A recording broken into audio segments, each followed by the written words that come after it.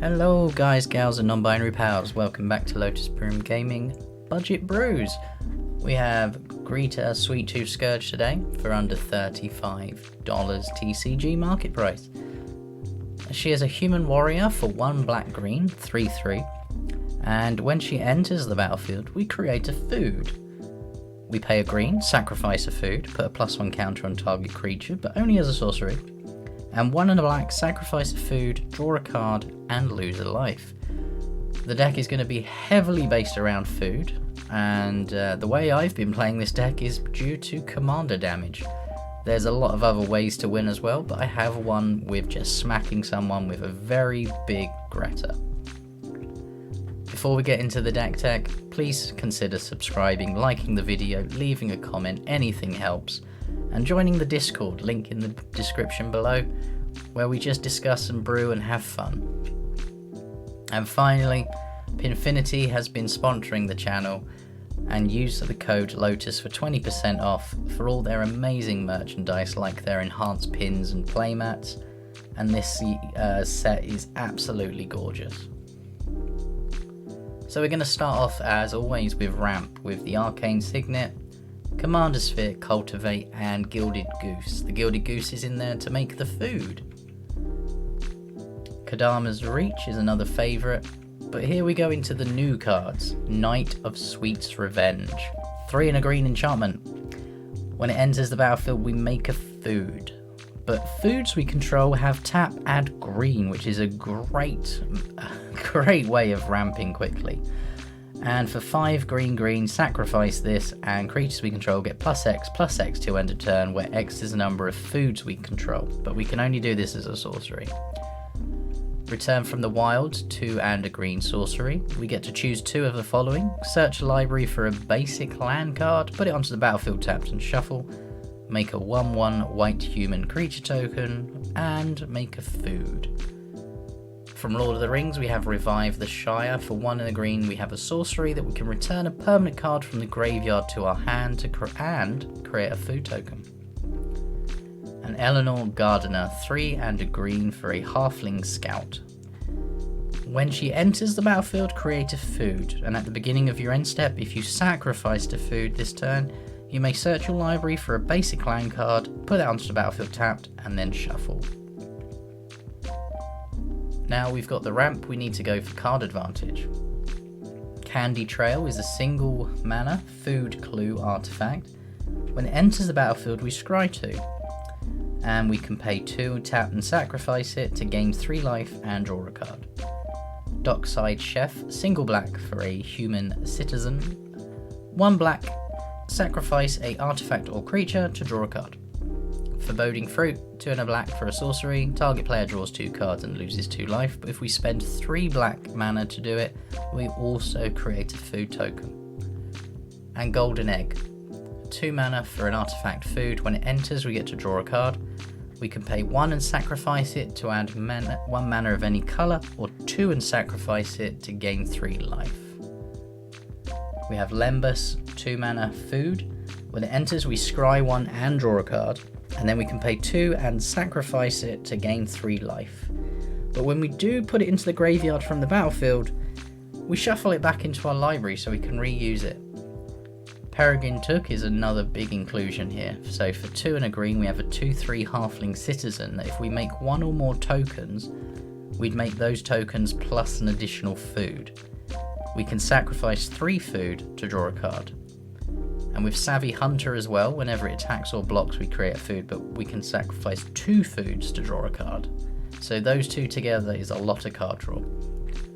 Trading Post, 4 mana artifacts. We can pay 1 and tap to do any of these. Discard a card, create and gain 4 life. Pay 1 tap, pay a life, create a goat. Pay 1 and sacrifice a creature, return an artifact from the graveyard to our hand. Pay 1, sacrifice an artifact, draw a card. So our foods again turn into card draw. And Trail of Crumbs. 1 and a green for an enchantment. When it enters, create a food. Whenever we sacrifice a food we may pay 1 mana. If we do, look at the top 2 cards of your library. You can reveal a permanent card from among them and put it into your hand and put the rest on the bottom in a random order. Again, pseudo card draw. No deck is complete without removal, so we have Baked into a Pie, one of my favourites. 2 black for an instant, destroy a creature, plain and simple, but we create a food. Bog Naughty, 3 black for a fairy with flying. For 2 and a black we can sacrifice a food to give target creature -3/-3 to end of turn.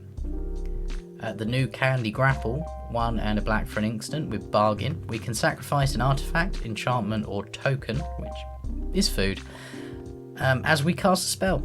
Target creature gets -3/-3 to end of turn, but if the spell was bargained, that creature gets -5/-5 until end of turn instead.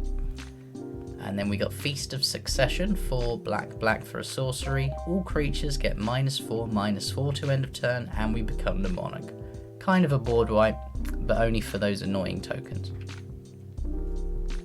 Feed the Cauldron, 2 and a black for an instant. Destroy target creature with mana value 3 or less. If it's our turn, we create a food.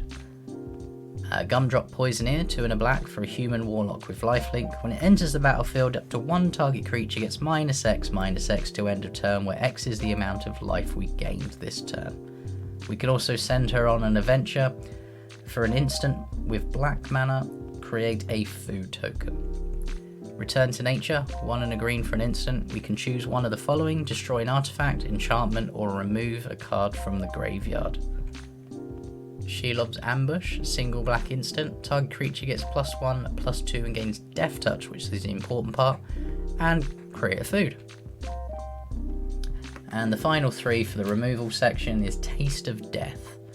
4 black for a sorcery. Each player sacrifices 3 creatures and we gain 3 food. We have the Saga, the Witches of Vanity, 1 and a black. Saga 1. Destroy target creature an opponent controls in mana value 2 or less. Chapter 2, create a food token. Chapter 3, create a wicked roll attached to target creature you control. And Voracious Fellbeast, 4 black for a 4/4 flyer. When it enters the battlefield, each opponent sacrifices a creature, and we create a food token for each creature sacrificed this way. Then we go into the creatures that make the deck work. Brandywine Farmer, 2 and a green for a 1/1 halfling peasant.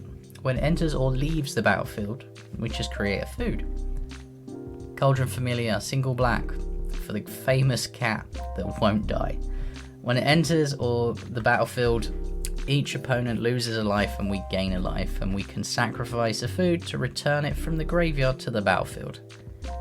And sneak peek, something pairs with this nicely, and it's not the next card, although it does. Seraph Ungol Patrol, 4 and a black for a 4/5 Orc Soldier. Pay 1 and tap, sacrifice another creature, draw a card, and then create a food. Works well with the cat. Experimental Confectioner, 2 and a black for a 2/3 human peasant. When the confectioner enters the battlefield, we make a food. However, whenever you sacrifice a food, you make a 1/1 black rat creature token with this creature can't block. With the Peregrine Took, that black rat also comes in with a food, so we can complete the cycle over and over again. Ferengrim Marauder, 5 and a green for a 5/5. When an artifact is put into the graveyard from the battlefield, you gain 5 life. Suddenly that 3 life from a food becomes 8. And it's not just our artifacts, so if people are cracking treasures, cracking clues, we're going to be gaining a lot of life. Feasting Hobbit, 1 and a green for a 2/2. It has Devour Food 3. So as it enters the battlefield, we can sacrifice any number of food. And this creature enters with 3 times the amount of +1/+1 counters of food we've sacrificed. And creatures with power less than this can't block. Feasting Troll King is 2 green for a 7/6 Vigilance Trample. When it enters a battlefield, if we cast it from our hand, we make 3 food. We can sack 3 food to return it from the graveyard to the battlefield, but only during our turn. Gingerbrute, 1 mana artifact creature food golem. It has haste. For 1 mana, we can give it can't be blocked except by creatures with haste, which is kind of unblockable. And for 2 and tap, we can sacrifice it to gain 3 life. We have the Intrepid Truffle Snout, is 1 and a green for a 3/1 ball that when it attacks alone we create a food. Or we can send him on an adventure for a 1 and a green instant. Target creature gets +2/+2 to end of turn, so a little combat trick, but he's there for the food. Meriadoc Brandybuck, 1 and a green for a 2/2 halfling citizen. Whenever one or more halflings you control attack a player, create a food. It counts itself, so at least it's 1. Minstrosity, 1 and a black for a 3/1 horror. When it dies, create a food token, so just keep swinging with it. Old Flitterfang, 4 and a black for a 3/4 rat fairy. Odd concoction. It flies, but at the beginning of each end step, if a creature died this turn, create a food. 2 and a black, sacrifice another creature or artifact, and it gets +2/+2 to end of turn. We have Pippin, Warden of Isengard, black and a green, halfling advisor, 2/2. For 1 in tap, just make a food. Tap, sacrifice 4 food, other creatures you control get +3/+3, gain haste, but we can only do that as a sorcery. Provisions Merchant, 2 green for a beast peasant, 3/3. When it enters the battlefield though, create a food. And whenever it attacks, you may sacrifice a food. If you do, attacking creatures get +1/+1 and gain trample to end of turn. We have Rapacious Guest, 2 and a black for a halfling citizen, 2/2. It has menace. Whenever one or more creatures you control deal combat damage to a player, make a food. Whenever you sacrifice a food, put a +1 counter on the guest. And when the guest leaves the battlefield, target opponent loses life equal to its power. So if left alone, this can get pretty dangerous. Plus our commander also puts +1 counters on target creature, so it can get very dangerous. Scream Puff, 4 and a black for a 4/5 Death Touch horror. When it deals combat damage to a player, make a food. We have Sweettooth Witch for 2 and a black. It's a 3/2 human warlock. When it enters the battlefield, make a food, or pay 2, sack a food, and target player loses 2 life. We have Sir Ginger the Meal Ender, 2 mana for a 3/1 food knight. So Sir Ginger has trample, hexproof, and haste as long as an opponent controls a planeswalker, which can happen a lot. But whenever another artifact you control is put into a graveyard from the battlefield, put a +1 counter on Sir Ginger and scry 1. And then for 2 and tap, sacrifice Sir Ginger, gain life equal to its power. With all our food sacking, this can get pretty big. Tempting Witch, 2 and a black for a human warlock, 1/3. When it enters the battlefield, make a food token, but for 2 and tap, sacrifice a food, target player loses 3 life. And Tireless Provisioner, 2 and a green for an Elf Scout, 3/2. Has landfall, so when we play a land, we can make a food or a treasure token. And finally in the creature section, Tough Cookie, 1 and a green for a 2/2 food golem. When it enters the battlefield, make a food, 2 and a green, target non-creature artifact you control becomes a 4/4 artifact creature until end of turn, so we can turn those foods into some attackers. And for 2 and tap, sacrifice Tough Cookie to gain 3 life. We have a few utility cards. We have Back for Seconds, 2 and a black for a sorcery with bargain. We return 2 creature cards from our graveyard to our hand. If the spell was bargained, you may put one of those cards with mana value 4 or less onto the battlefield instead of into our hand. We have Eret's Tempting Apple, 4 mana artifact food. When it enters the battlefield, gain control of target creature until end of turn. Untap that creature, it gains haste until end of turn. Someone has a big creature, send it back at them. 2 and tap, sacrifice the apple to gain 3 life. 2 and tap, sacrifice the apple, target opponent loses 3 life. And don't forget, when we steal it and attack them with it, if it survives, use the oven and eat it.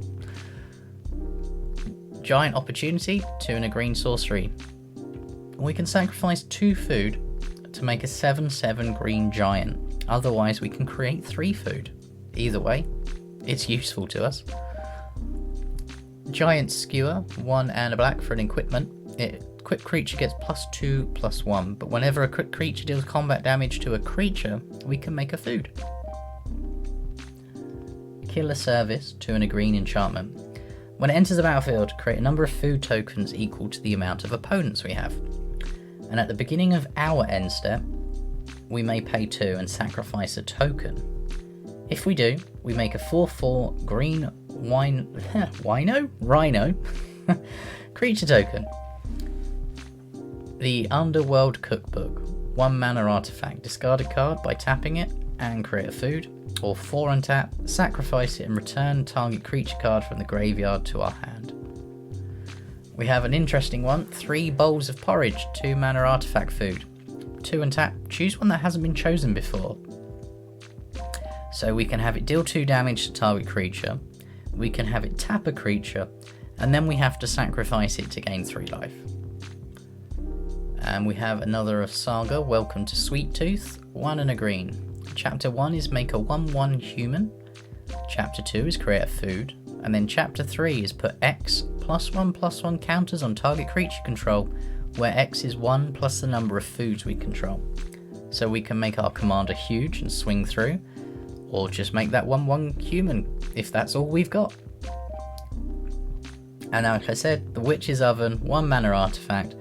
Sacrifice a creature by tapping it and create a food token. If the sacrificed creature's toughness was 4 or greater, create 2 food tokens instead. And we know the cat's gonna get it. The win cons of the deck. We have an old card, Hot Soup. 1 mana artifact equipment, equips for 3. The equipped creature cannot be blocked.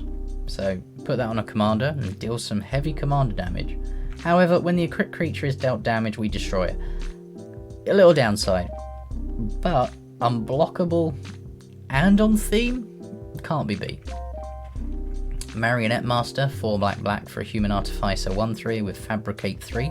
So it enters the battlefield, we can either give it 3 +1 counters or make 3 colourless 1/1 servos.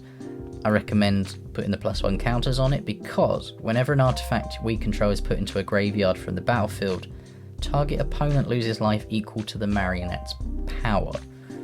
And with the amount of food we're going to be eating, I recommend making it a 4/6. So they lose 4 life every time we sacrifice an artifact. Mirkwood Bats is the new Lord of the Rings powerhouse, 3 and a black for a 2/3 flying bat. Whenever we create or sacrifice a token, each opponent loses a life. That food is going to become painful for our enemies. Especially with Nadir's Nightblade doing a similar thing, 2 and a black for a 1/3 elf warrior. Whenever a token you control leaves the battlefield, each opponent loses 1 life and we gain 1 life. And then Sanguine Bond, 3 black for an enchantment. Whenever we gain life, target opponent loses that much life. I've never seen a sandwich kill someone by us eating it, but it will happen. The mana base is very straightforward. Bajuka Bog to deal with the Reanimator decks, Castle Lochthwain for card advantage, Gingerbread Cabin because it's thematic and makes food, and Restless Cottage, a new one from Eldraine. It enters battlefield tapped, it taps a green or black, but for 2 black-green, it becomes a 4/4 black and green horror creature until end of turn that's still a land. However, whenever it attacks, we make a food token and exile up to 1 target card from a graveyard. Very good utility there. We have Rogue's Passage to get our commander through for that commander damage, and the new The Shire from Lord of the Rings. It enters the battlefield tapped unless we control a legendary creature. It does tap for green, but for 1 green tap and tapped and untapped creature you control, we can create food. Really good if you need a food or if you've got nothing else to do in someone's end step. And then we have 18 forests and 11 swamps to round off the basic lands. This is the complete deck list. As you can see, it's $33.14 TCG marketplace at the time of building the deck, and €30.40 on card market. So what were your thoughts on the deck? I thought it was quite flavourful. I know there's been a lot of puns, but it was. I've enjoyed playing this deck as well. I've killed a few people with it. I've never won a pod, but killing a few people in a pod is still good for me. What would you change? How would you add to it? What cards were missing, or how would you just build it differently? Let us know in the comments below. It'd be great to hear from you. Otherwise, thanks very much. Enjoy your evening. Take care.